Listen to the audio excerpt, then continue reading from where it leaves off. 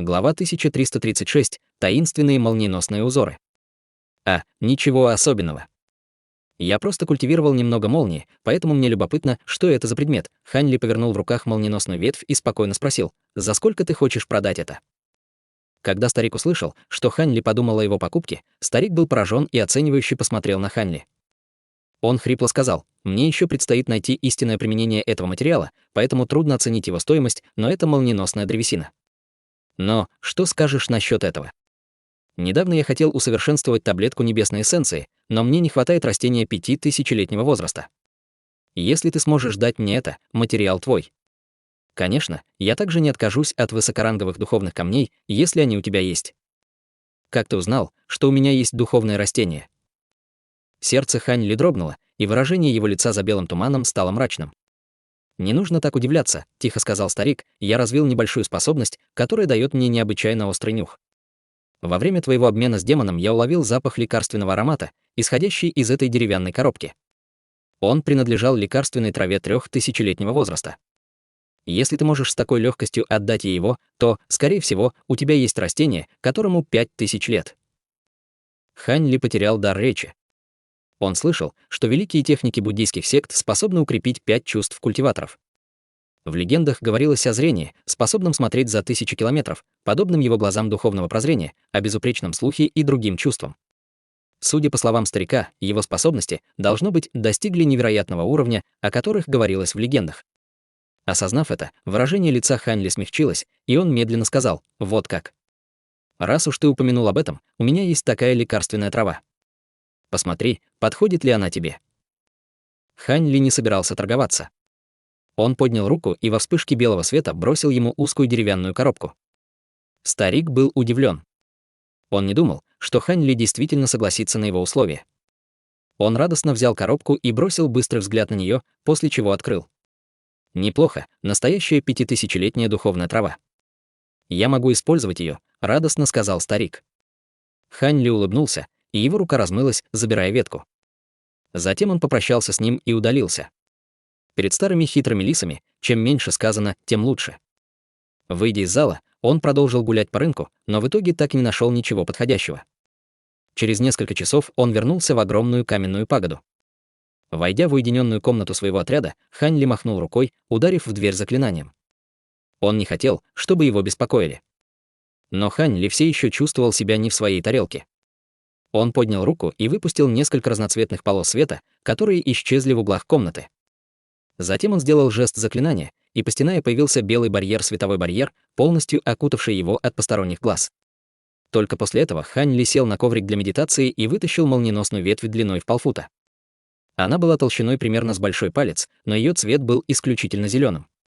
На поверхности ветки также был тонкий вихревой рисунок, но при ближайшем рассмотрении он больше напоминал пламя. Он не мог внимательно осмотреть ветку, пока находился в зале высшего зенита. Теперь он слегка провел пальцем мимо каждого дюйма и закрыл глаза. Под поверхностью ветви древесина была наполнена молнией. Для такой вещи было непостижимо иметь твердую форму. Обдумывая это, он снова открыл глаза, и из его руки вспыхнул лазурный свет. Он ввел в ветвь часть духовной силы. Ветвь дрогнула, полностью оттолкнув магическую силу. Со следами удивления в глазах он влил больше магической силы и снова направил ее на ветку. Ветка дрогнула, и на ней появился слой белого света. Он столкнулся с лазурным светом от руки Хань Ли и выглядел совершенно с ним несовместимым. Некоторое время спустя от света раздался легкий гул. Хань Ли нахмурился и махнул рукой, убрав лазурный свет. Было ясно, что насильственное введение духовной силы в ветвь может привести к ее взрыву. Обладая достаточным опытом, у Хань Ли были другие способы изучения. Он схватил ветку и выпустил на нее несколько дуг золотой молнии. Молния отскочила от ветки и осталась совершенно неподвижной. Хань Ли не выглядел удрученным. Если бы эту ветвь было так легко изучить, ее предыдущий хозяин не продал бы ее по такой низкой цене. Затем Хань Ли подбросил его в воздух, где он сразу же зависло в воздухе в подвешенном состоянии. Он щелкнул пальцем по ветви, и в центр ветки вонзился меч золотого света, разрубив ее пополам. Внезапно раздался оглушительный раскат грома. Белый свет погас, и ветка, разделившись на части, мягко упала на землю. Затем Хань Ли протянул руку к двум половинкам и взял их в руки. Хань Ли скользнул взглядом мимо них и увидел, что с обоих концов сверкал серебряный свет. Его глаза вспыхнули голубым светом, и, пристально взглянув на серебряный свет, он обнаружил, что так называемый серебряный свет на самом деле был бесчисленным множеством тонких дуг молнии, сотканных вместе в каком-то узоре. Выглядело это совершенно невероятно. Узор был дотошный и сложный. Если бы не его духовные глаза, он не смог бы увидеть это. В мгновение ока обрезанные концы выпустили слой зеленого света, создавая две независимые ветви. Хань Ли действительно был шокирован этим. Изначально он считал своей особой способностью управления молнией и объединения ее воедино. Но молния этой сложной детали была за пределами его способностей и чего-то, что он никогда не видел. Это было во много раз сложнее, чем его сеть молнии или сжатые шары дьявольской божественной молнии. И эти методы уже требовали исключительной степени контроля с помощью духовного чутья. Хань Ли взял ветки в руки и задумчиво опустил голову. Внезапно его взгляд мелькнул, и он щелкнул пальцем по ветке. Во вспышке золотого света ветка снова была разделена на две части. На этот раз Хань Ли был готов к этому, и его духовное чутье дрогнуло. Он посмотрел на оголенное серебряное отверстие. С ярким синим светом в глазах он полностью сосредоточился на этом отверстии. На этот раз, однако, структура молнии в отверстии была совершенно другой. Вскоре отверстие снова окутало зеленым светом. Он медленно закрыл глаза и начал думать о том, что видел. Внезапно его палец щелкнул, и другой кусок дерева раскололся напополам. В этот раз внутри отверстия снова был другой узор, и Хань Ли пристально взглянул на него. Вскоре половина ветви была разрезана на бесчисленные маленькие кусочки, и все они попадали на землю. Казалось, Хань Ли начал что-то понимать, он выплюнул тонкий меч и разрезал центр другой половины ветви. Вспышка серебряного света раскололась на две равные части. Он внимательно осмотрел его еще раз и выпустил несколько потоков золотых полос, разрубив дерево в щепки. Самые тонкие кусочки были как бумага. Несмотря на это, молниеносное дерево оставалось чрезвычайно стабильным. Казалось, в нем по-прежнему было огромное количество молний. Хань Ли внезапно поднял руку и вынул белую нефритовую пластинку. Взявшись за нефритовую пластинку, он начал запечатлевать все узоры, которые видел. Наконец он глубоко вздохнул. Даже с его удивительным уровнем памяти, многие дотошные и сложные узоры было трудно запомнить. Закончив с этим, он попытался понять смысл этих узоров.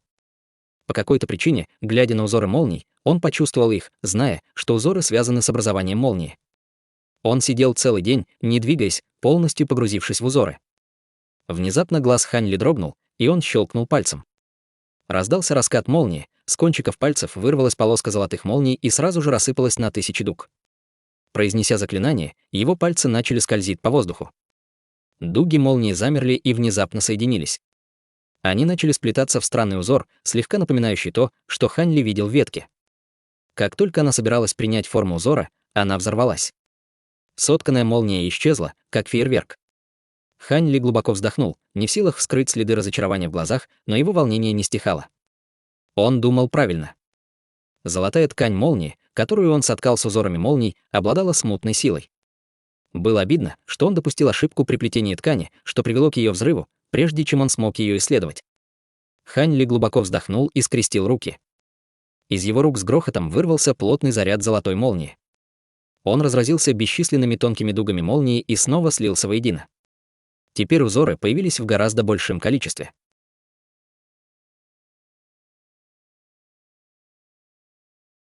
Глава 1337. Ненавистный гость.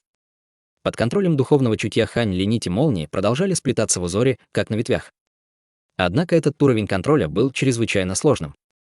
Даже с его мощным духовным чутьем и глазами духовного прозрения он последовательно терпел неудачу. 8 раз спустя золотая ткань молнии в конце концов обрела форму, неподвижно паря в воздухе. Эта ткань была размером с ладонь, сотканная из бросающихся в глаза молний. Она выглядела довольно загадочно. Увидев результат, Хань Ли изменился в лице и приманил себе ткань в руку. Поверхность ткани оказалась исключительно мягкой. На самом деле она была даже более изящной, чем шелк, и он не мог найти ничего необычного своими глазами духовного прозрения. Хань Ли нежно погладил золотую ткань и еще мгновение осматривал ее. Его взгляд мелькнул, и он подбросил ее в воздух, поразив заклинанием. Ткань превратилась в полоску золотого света и начала кружить вокруг него, гремя раскатами грома. Ткань рассеялась дюйм за дюймом, обнажив узор молний в слабом золотистом сиянии. Как только появился этот полупрозрачный узор, из него вырвалось огромное духовное давление. Это была та самая таинственная сила, которую он чувствовал от ветви ранее. Хань Ли прищурился и внимательно посмотрел на золотой узор. Его сердце загорелось от волнения. Хотя он все еще не мог полностью контролировать схемы молний, сила его духовной силы была в 10 раз больше, чем изначально содержалась в ткани, сотканной из божественной дьявольской молнии. Если его можно было использовать для атаки, даже защитное ограничение в каменной комнате смогло бы выдержать его. Таким образом, Хань Ли приманил к себе молнию. Молнии вспыхнули с грохотом, приняв форму ткани, и снова упали ему в руку. Вскоре он выплюнул еще больше молний, используя их, чтобы сплести еще один предмет из молнии. После очередной череды неудач он успешно смог создать нечто. На этот раз это была не ткань, а сверкающий золотой шар, на поверхности которого слабо сияли молниеносные узоры. Хань Ли схватил его и тщательно осмотрел оба предмета своим духовным чутьем. Через мгновение он что-то придумал и выплюнул шар серебряного пламени. Затем он указал на пламя жестом заклинания. Бабах! Пламя взорвалось и рассыпалось в бесчисленное количество серебряных цветов. Хань Ли пел и пытался с помощью своего духовного чутья изменить форму пламени, расщепив его на тонкие струны.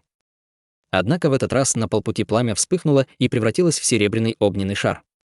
В этот момент на лице Хань Ли появилось задумчивое выражение. С другой командой огненный шар превратился в птицу и вернулся в его тело. Затем он использовал всю свою магическую силу, чтобы объединить синие нити, но результат был прежним. Его попытка закончилась неудачей. Хань Ли не стал больше продолжать свои эксперименты и погрузился в глубокое размышление. Хотя оба объекта молнии были созданы по одним и тем же принципам, многие мелкие детали различались. Молния на ткани была устойчивой и чистой, но молния золотого шара была беспокойной и опасной, словно могла вспыхнуть в любой момент. Возясь с двумя предметами в руки, Хань Ли вдруг что-то понял и улыбнулся. По его догадкам, молниеносные узоры были типом естественно сформированных талисманных символов. Каждый узор создавал уникальные свойства, похожие на талисманные символы, сформированные из серебряных рун клана бессмертных. Эти эффекты молнии и умелое использование не были чем-то, что он мог понять за короткое время. Таким образом, Хань Ли убрал два предмета из молнии в нефритовую коробку и осторожно запечатал их несколькими ограничительными талисманами, и только потом убрал в свой браслет для хранения. В оставшееся время до аукциона Хань Ли осторожно отозвал свое духовное чутье и закрыл глаза, погрузившись в медитацию. Утром третьего дня Хань Ли открыл глаза и снял ограничение с комнаты уединения, а затем отправился в путь. Выйдя из комнаты, он сразу же высвободил свое духовное чутье по привычке и неосознанно пронес его по всему залу. В результате он услышал чей-то голос. Он посмотрел в сторону и нахмурился. Не издав ни малейшего звука, он вышел из главного зала. До того, как он ушел, ему удалось услышать смех мужчины. «Фея Сюй, если ты не можешь расплатиться за ставку, лучше тебе вообще не делать ставки. Ты не согласна стать женой моего ученика?» Смех звучал крайне отчужденно, словно это был сломанный гонг. Хань Ли спокойно вышел и пронзил взглядом весь зал. Он увидел две пары людей, стоящих в противостоянии. Одна из пар состояла из мужчины и женщины. Женщиной была фея Сюй, но ее лицо было смертельно белым. Другой был большой зеленоглазый мужчина, но на его лице было неприглядное выражение. Они столкнулись с двумя мужчинами в черных одеждах. Один из них был в темных лазурных доспехах с узким лицом и длинными треугольными глазами. Другой был карликом среднего возраста с больными волосами. Смех пришел от старика. Старший Хань. Как только Хань Ли появился, крупный мужчина взглянул на Хань Ли и быстро поприветствовал его с большим облегчением. Фея Сюй также выглядела очень счастливой от появления Хань Ли. Хань Ли остановился, и множество мыслей быстро вспыхнуло в его голове, но его лицо осталось неизменным. Дикий смех старика внезапно прекратился, и он с удивлением осмотрел Хань Ли. «Значит, это ты, должно быть, недавно прибывший господин Дасист Хань». Примерно в то же время Хань Ли пронесся духовным чутьем мимо старика, обнаружив, что он был на средней стадии божественной трансформации. Он невольно вскинул брови на старика. «Кто вы, господа, и почему докучаете ученикам из моей команды?» Холодным голосом спросил Хань Ли. Старик пришел в ярость от грубого поведения Хань Ли, поскольку его уровень культивации был на уровень выше его. Но вспомнив, что Хань Ли был вознесенным культиватором, он силой подавил свою ярость и искусственно улыбнулся. «Я Хуан Баа, лидер 27-го отряда. Я приехал сюда, потому что у меня есть кое-какие вопросы к фее Сюй. Было бы лучше, если бы ты не вмешивался». «Мне нечего вам сказать», — фея Сюй стиснула зубы. «Это касается только твоего ученика. Не должен ли старший прекратить вмешиваться в это дело и позволить нам самим разобраться с этим?» «Что? Разве фея Сюй не пропустила встречу с моим учеником? Поскольку ты ничего не сказала, он попросил других помочь ему. Если хочешь, можешь обратиться за помощью. В противном случае бедствие постигнет твой клан Сюй, холодным голосом сказал старик и пристально взглянул на женщину. Мои дела не имеют ничего общего с кланом Сюй. Старший не может вовлекать в это дело тех, кого этого не касается. Фея Сюй не смогла сдержаться свой гнев. Старик засмеялся. Значит, это их не касается, да? В тот момент, когда ты договорилась с моим учеником, клан Сюй стал свидетелем. Если ты не сдержите свое слово, мне придется искать свидетелей. Лицо феи Сюй побледнело еще сильнее, и она посмотрела в сторону Хань Ли. Хотя она ничего не сказала, ее просьба о помощи была за гранью очевидности. У зеленоглазого мужчины на лице было беспомощное выражение. Хань Ли погладил нос и спокойно спросил, каково было соглашение. По правде говоря, если бы не тот факт, что женщина была потомком магической ледяной души, или тот факт, что между ними была какая-то дружба, он бы не стал вмешиваться в это. С его статусом он показал свое намерение вмешаться, задавая этот вопрос. Старик слегка изменился в лице. Молодой мужчина закатил глаза и усмехнулся. Все довольно просто. Я хотел жениться на фее Сюй. Она пообещала, что если мое сокровище сможет противостоять удару ее меча, не замерзнув, она согласится выйти за меня замуж. Он сделал это, но она забрала свои слова назад и с тех пор скрывается здесь. Это правда. Хань Ли спросил ее. Это правда, но он что-то сделал с моими магическим сокровищем. В противном случае такой культиватор, как он, не смог бы выдержать мой удар. С яростным выражением на лице она посмотрела на старика. Хотя старик ничего не сказал, его глаза выдавали след самодовольства. Это не имеет значения, ведь ты не смогла заморозить клинок зеленой волны. Теперь ты должна согласиться. Хихикнул старик. Фея Сюй молчала с очень ледяным выражением лица. В глазах Хань Ли появился ледяной блеск, и он вальяжно сказал: «Вот как. Однако я не верю, что твое магическое сокровище может противостоять ее ледяному хрустальному мечу. Продемонстрируй, пожалуйста, это прямо сейчас.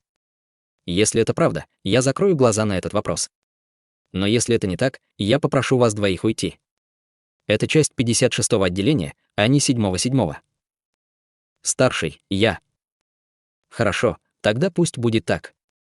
Надеюсь, господин даосист Хань сдержит свои слова». Услышав это, фея Сюй была шокирована.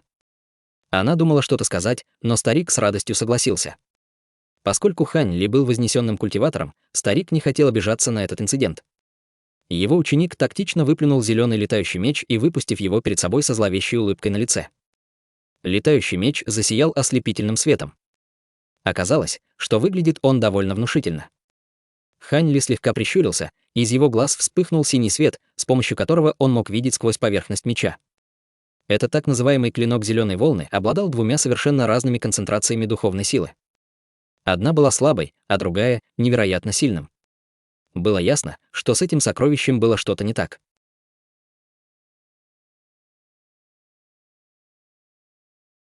Глава 1338. Душа застыла в теле. Под взглядом многих людей фея Сюй почувствовала страх, тем не менее, она взмахнула рукавом и вызвала белый свет. Свет, сделав круг над ней, превратился в летающий кристаллический меч. Это было ее магическое сокровище, ледяной кристаллический меч. Честно говоря, она почувствовала себя в значительной степени беспомощной. Даже если с мечом зеленой волны был сделан какой-то трюк, ей надо было лишь немного времени, чтобы полностью закалить меч тысячелетним высшим нефритом. Однако это все еще сильно увеличивало силу меча, поэтому был шанс запечатать лезвие во льду. Хотя она выпустила меч, она не смела немедленно начать атаку. Вместо этого она нерешительно взглянула на Хань Ли. Хань Ли взглянул на оба летающих меча и протянул руку к одному из мечей. Фея Сюй почувствовала, что ее меч в значительной степени дрожит. Затем он полетел против ее контроля и попал в руку Хань Ли. Он схватил рукоять меча и провел пальцем по лезвию, в результате чего он выпустил крик Феникса. Звук был очень приятный, почти небесный. Старик невольно усмехнулся от этого. Хотя культиваторы его уровня могли использовать секретные техники, чтобы принудительно увеличить мощь своих магических сокровищ, сделать это с другим сокровищем было непросто. Ведь независимо от природы духовная сила и техника стали бы конфликтовать, затрудняя слияние. Когда он силой усилил магическое сокровище своего ученика, он неожиданно приобрел чрезвычайно глубокий духовный талисман. Потратив на переработку полмесяца, оно, наконец, стало таким мощным. Поскольку Хань Ли был только культиватором на ранней стадии божественной трансформации, он не верил, что сможет превзойти эту силу в одно мгновение. Кроме того, запечатывание меча зеленой волны во льду могло быть выполнено только эквивалентной силой льда. Это само по себе было огромным ограничением. Обдумав все это, старик не побоялся действий Хань Ли. Хороший меч, словно увидев мысли старика, Хань Ли слегка улыбнулся, и из рукояти клинка вырвалось серебряное пламя. В мгновение ока он обернулся вокруг меча и исчез в нем. Кристаллический меч в мгновение ока стал серебристо-белым, а на его лезвии появился узор огненной птицы, такой реалистичный, что, казалось, она была там выгравирована с самого начала.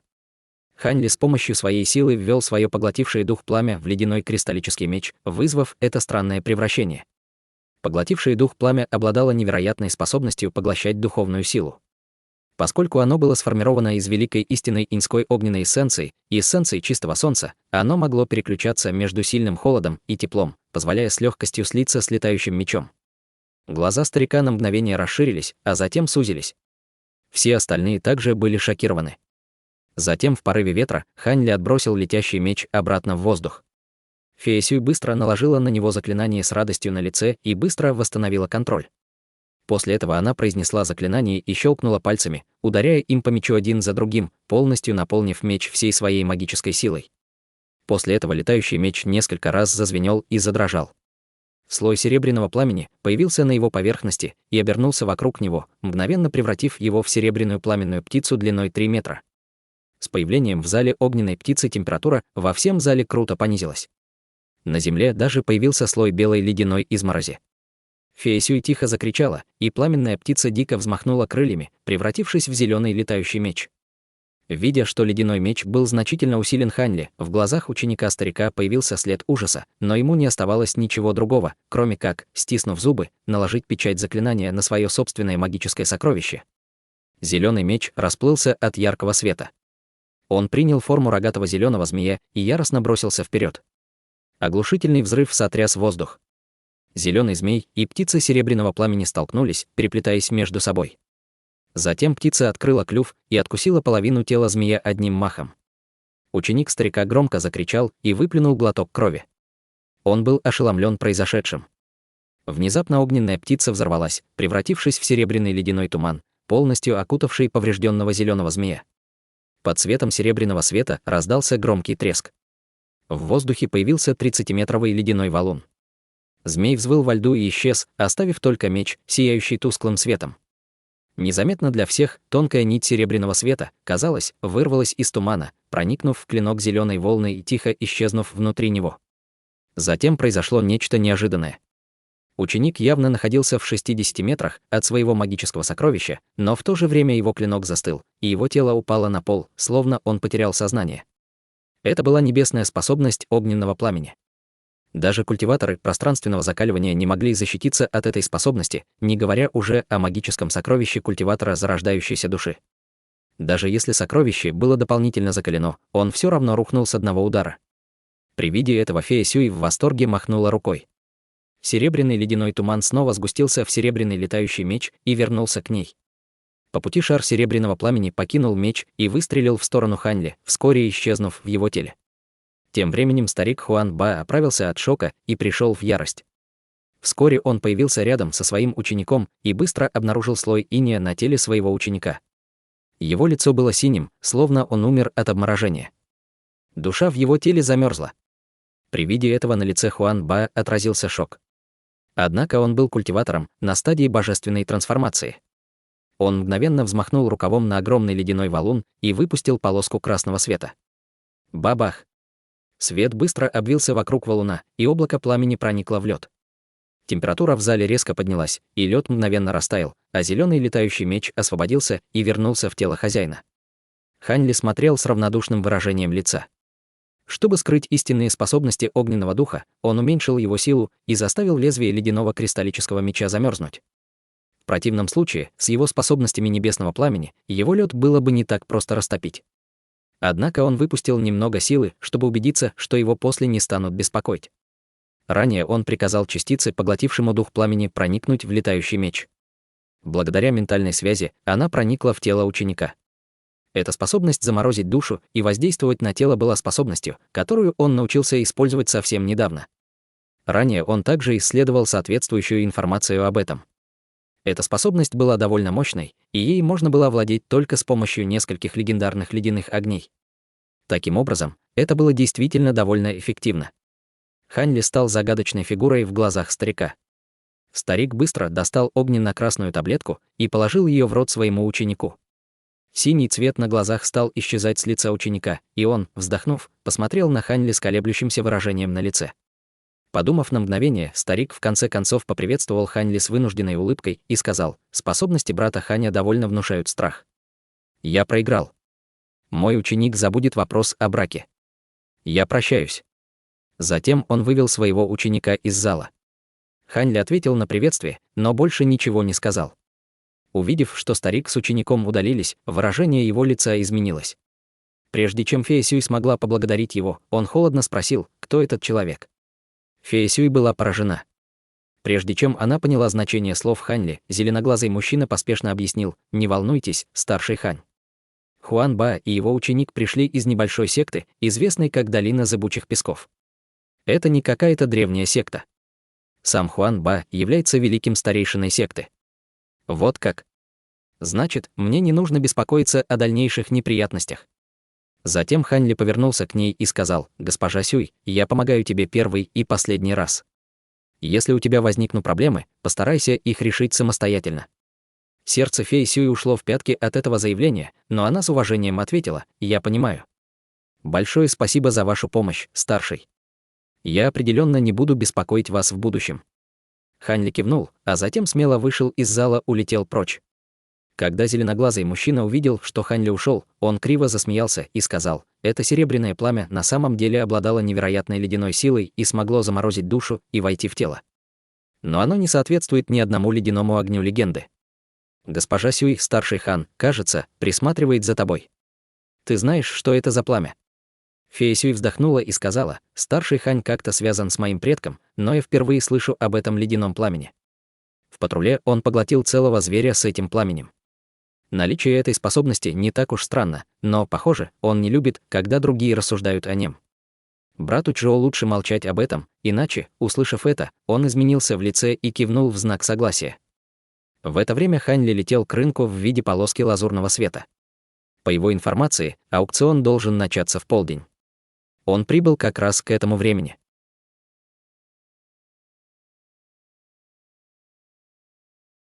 Глава 1339. Сюрприз на аукционе. Когда Хань Ли прибыл, было уже около полудня. Через мгновение он, используя секретную технику, превратился в крупного человека с длинными волосами на лице и вошел в зал высшего зенита. Люди у входа уже заплатили духовные камни за кулоны сокрытия и входили в зал. Все они были на стадии божественной трансформации и выше. Хань Ли даже заметил, как вошли 3 культиватора стадии пространственного закаливания. Подумав немного, он также вошел и отдал охраннику сумку с духовными камнями. Охранник осмотрел его своим духовным чутьем и, кивнув, протянул ему нефритовый кулон. Открыв ему путь, он быстро сказал: «Когда войдете, идите налево».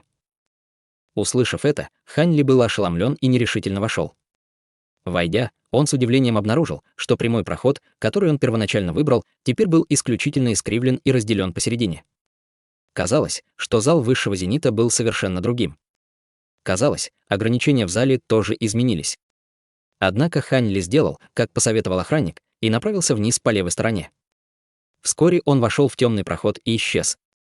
Спустя промежуток времени, за который можно закончить обед, он оказался в комнате из черного камня. Комната была шириной 3 метра со всех сторон, кроме просторного проема. Там были нефритовый стол, бамбуковый стул и стол с красной табличкой с заклинаниями. Вокруг было много подобных каменных комнат, и часть из них висела в воздухе, плотно упакованных на 300 метрах в воздухе. Весь зал имел ширину 3000 метров, и над ним плавало почти 1000 каменных комнат. На поверхности комнаты светились бледным светом лазурные талисманы. Между каждой из комнат было значительное расстояние, словно они были плавающими лампами. Хань Ли сел на стул, посмотрел вниз на аукцион и невольно щелкнул языком. В тот момент, когда он вошел в большой зал, странная формация заклинаний телепортировала его в комнату. При осмотре он обнаружил, что комната была не только подвешена в воздухе, но и блокировала духовное чутье. Добавим к этому кулон сокрытия, и это гарантировало бы анонимность участников торгов. Очевидно, хозяин аукциона понимал, что культиваторы боялись вызывать зависть и много времени уделял тому, чтобы решить эту проблему. Хань Ли откинулся на спинку стула и некоторое время отдыхал. Вскоре еще несколько сотен культиваторов вошли в зал, наполнив его до краев. Хань Ли широко открыл глаза и вздохнул. Для принятия участия в этом аукционе культиватор должен был быть как минимум на стадии божественной трансформации. Но на этом небольшом аукционе удалось собрать почти 1000 культиваторов стадии божественной трансформации. Такое было невозможно даже представить в мире смертных. Однако это также было невозможно и для других городов мира духов в 3 человеческих регионах, за исключением города высших небес. Внезапно по залу раздался мелодичный звон. Открытые ворота зала медленно закрылись с протяжным скрипом.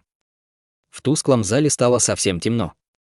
Вслед за этим на потолке аукционного зала зажглось сразу несколько лунных камней размером с голову. Появление их мягкого белого света заставило культиваторов неосознанно посмотреть вниз. На платформе высотой 30 метров внезапно появилось заклинание, и во вспышке белого света появился старик в белом халате. Как только он появился, все культиваторы забеспокоились. Некоторые даже в шоке произнесли имя старика. Великий мастер Чи. Почему он появился здесь? Неужели этот аукцион? Шепот продолжал эхом разноситься по залу. Услышав волнение, сердце Хань Ли дрогнуло, и он с любопытством осмотрел старика.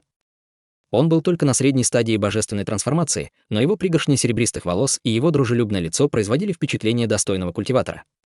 Когда он слышал, как другие обращаются к нему как к великому мастеру, он посчитал, что титул должен происходить из удивительных достижений в области изготовления таблеток или какого-либо другого искусства.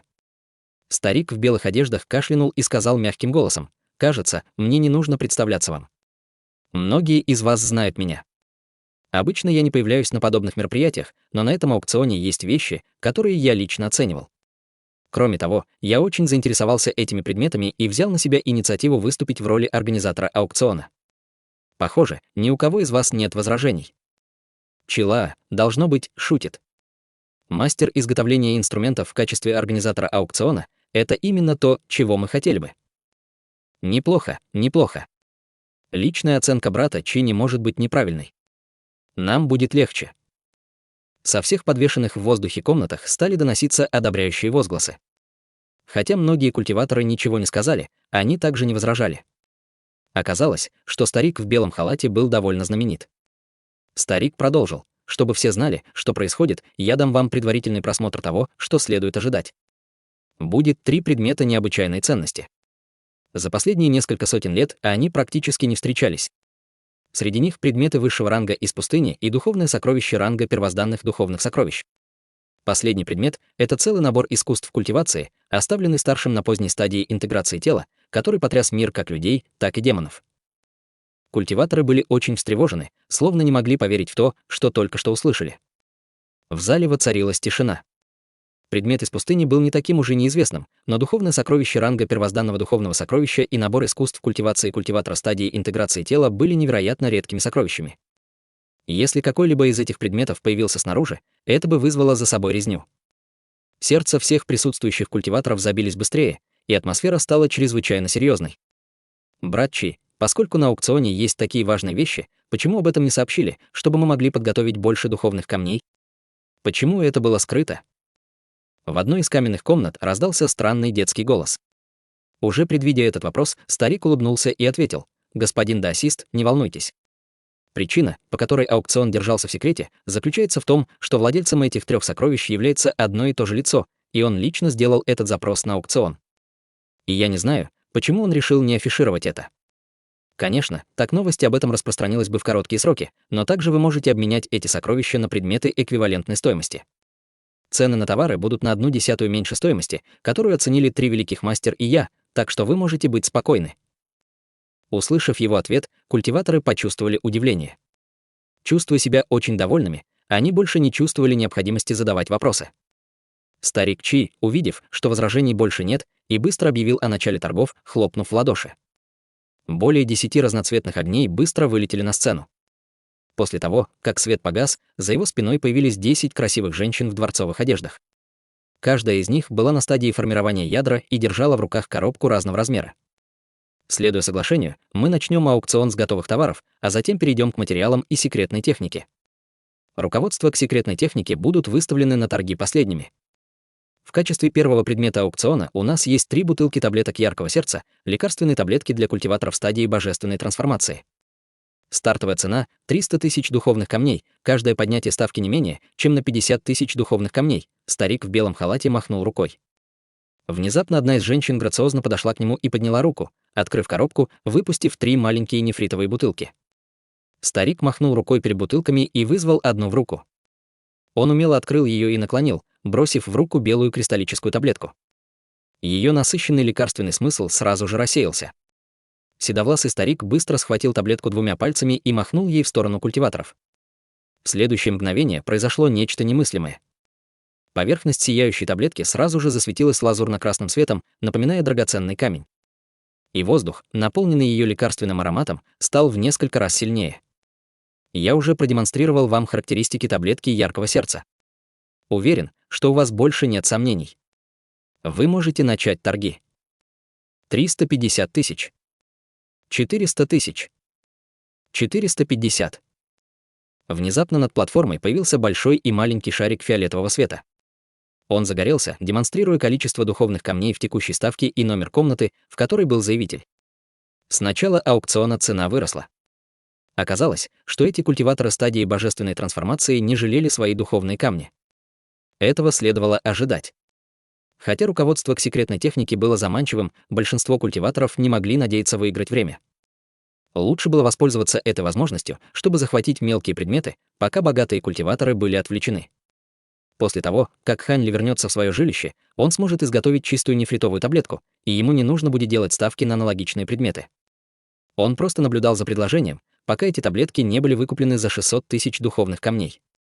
В этот момент у многих других были те же мысли, что и у Ханли — тихо ждать аукциона по 3 редким вещам. По правде говоря, Ханли немного интересовался духовными сокровищами и божественными материалами, но не собирался участвовать в аукционе. Тем не менее, основная техника культивации культиватора на поздней стадии интеграции тела показалась ему заманчивой.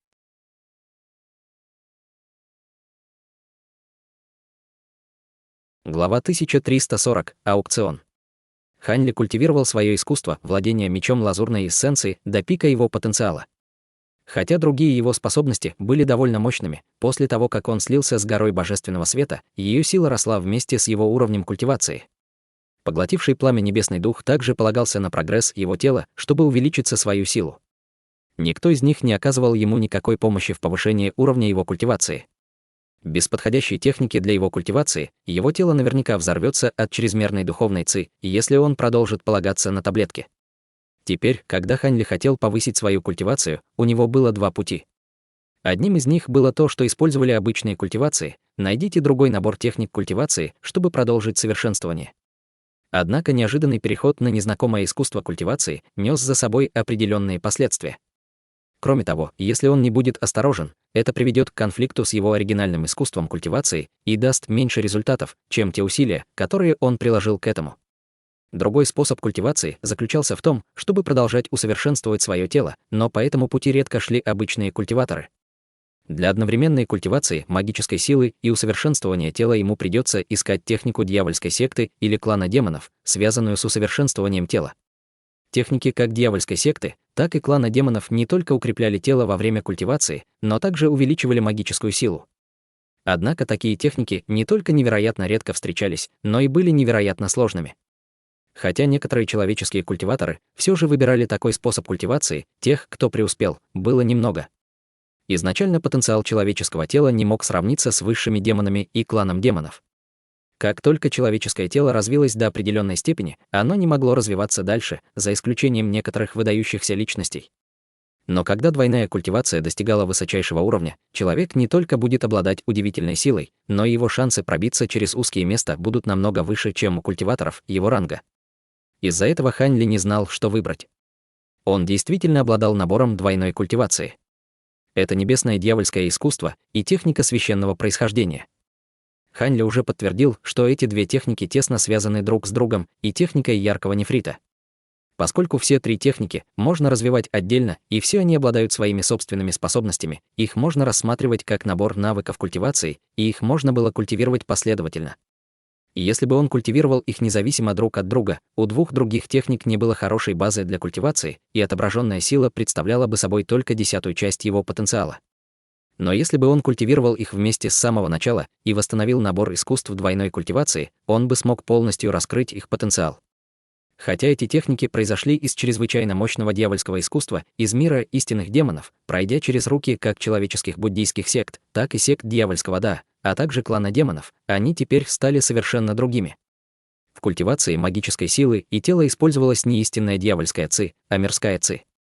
Хотя Хань Ли исследовал это самостоятельно и чувствовал, что эти три метода можно культивировать вместе, по правде говоря, еще ни один человек не пытался сделать это раньше. Когда были созданы искусства яркого нефрита буддийской секты и небесное дьявольское искусство дьявольского Да, они рассматривались как различные техники культивации.